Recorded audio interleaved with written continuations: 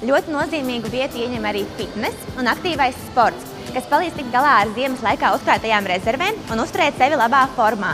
Bet kas ir jāievēro sportojot vasarā? Skatāmies! Pirmais nosauksim viņu par regularitāti. Citreiz liekas tā, ka, ja cilvēks varētu ļoti daudz paelpot vasarā un ziemā neelpot, būtu ideāli varbūt. Jā, bet mēs visu laiku elpojam, visu laiku ēdam un visu laiku mums jākustās. Otrs būtu tāda mērenība, ja?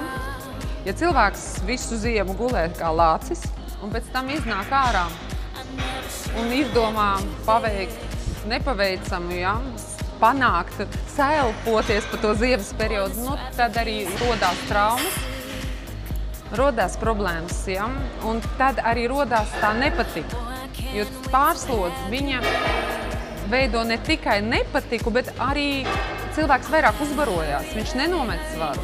Trešais princips, es viņu kā tādu raksturot kā harmoniju.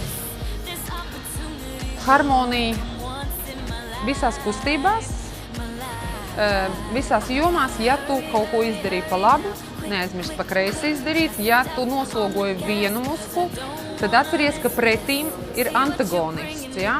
Tas ir, piemēram, sabilsējs un iztaisnotais, sinergists un antagonists. Tas ir tas, kurš ir pretīm, ja? Mūsu dzīve ir tik skaista, mēs varam viņu dažādot, arī fitnesā. Un tas tikai iegūs. No tā iegūs ķermenis, no tā iegūs pats cilvēks, viņš būs vispusīgāks, nebūs tie muskuļi arī, kas nodarbojas. Ja tu maini treneri, tu maini tādas nianses vingrojumos, un tas paliek aizvien garšīgāks un labāks.